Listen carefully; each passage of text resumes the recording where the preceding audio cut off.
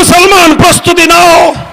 শহীদ আবু সাইদ যেভাবে ফ্যাসিবাদকে বিতাড়িত করবার জন্য জালেমের বুলেটের সামনে বুকটা টান করে দিয়েছিল, বাংলার মাটিতে আরো আবু সাইদ আছে না নাই? মনে রাখবে, আবু সাইদ জীবন দিয়েছে, মরে যায় নাই। আবু সাইদের প্রাণ প্রদীপ নিভে গিয়েছে, আবু সাইদ মরে নাই। আবু সাইদ জীবন দিয়ে অমর হয়ে থেকেছে।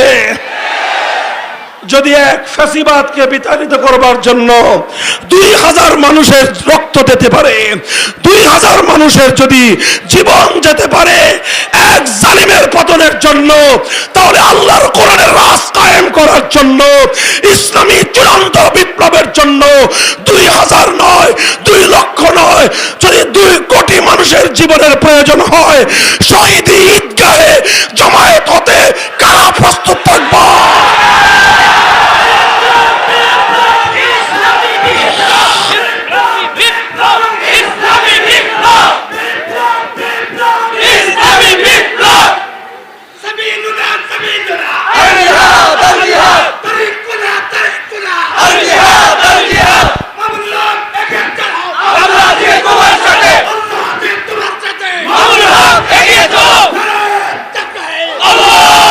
ইসলামের অনিবার্য এই দাবি যদি পূরণ না হয়, যদি কোরআন সুন্নাহ বিরোধী আইন বাতিল হওয়ার কোন ধারা যদি বাংলাদেশের 90% মুসলমানদের এদেশের সংবিধানে যদি কার্যকর না হয়, আক্ষরিক অর্থেই যুদ্ধে যাব, যুদ্ধে যাব, যুদ্ধে যাব।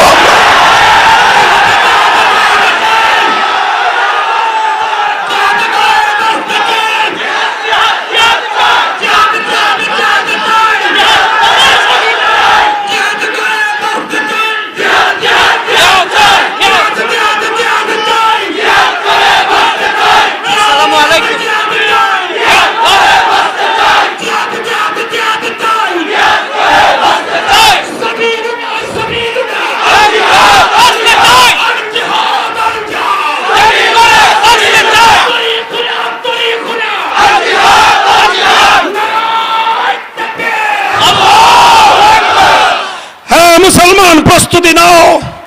শহীদ আবু সাইদ যেভাবে ফ্যাসিবাদকে বিতাড়িত করবার জন্য জালেমের বুলেটের সামনে বুকটা টান করে দিয়েছিল, বাংলার মাটিতে আরো আবু সাইদ আছে না নাই? মনে রাখবে, আবু সাইদ জীবন দিয়েছে, মরে যায় নাই। আবু সাইদের প্রাণ প্রদীপ নিভে গিয়েছে, আবু সাইদ মরে নাই। আবু সাইদ জীবন দিয়ে অমর হয়ে থেকেছে। যদি এক ফ্যাসিবাদকে বিতাড়িত করবার জন্য 2000 মানুষের রক্ত দিতে পারে, 2000 মানুষের যদি জীবন যেতে পারে এক জালিমের পতনের জন্য, তাহলে আল্লাহর কোরআনের রাজ কায়েম করার জন্য, ইসলামী চূড়ান্ত বিপ্লবের জন্য 2000 নয়, 2 লক্ষ নয়, যদি 2 কোটি মানুষের জীবনের প্রয়োজন হয়, শহীদ ঈদগাহে জমায়েত হতে কারা প্রস্তুত থাকবে?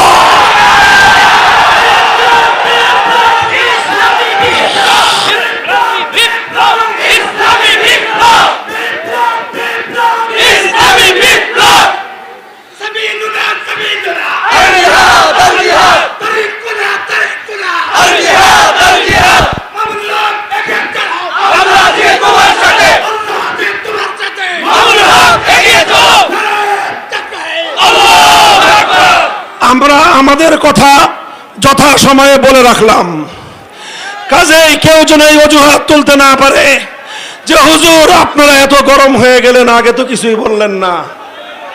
এই জন্য বলছি, সারা বাংলাদেশে এখন আমার এই এক ওয়াজ, সংবিধান সংস্কার হবে, মুসলমানদের 100 বছরের প্রাণের দাবি পূরণ করতে হবে। যদি পূরণ করতে এই রাষ্ট্র ব্যর্থ হয়, এই রাষ্ট্রের ব্যাপারে আমরা সিদ্ধান্ত নেব যে এই রাষ্ট্র নাবালক রাষ্ট্র। এই রাষ্ট্রকে কেমনে মুসলমানি করতে হয়, সেই মুসলমানি করার হাজম আমরা হয়ে যাব।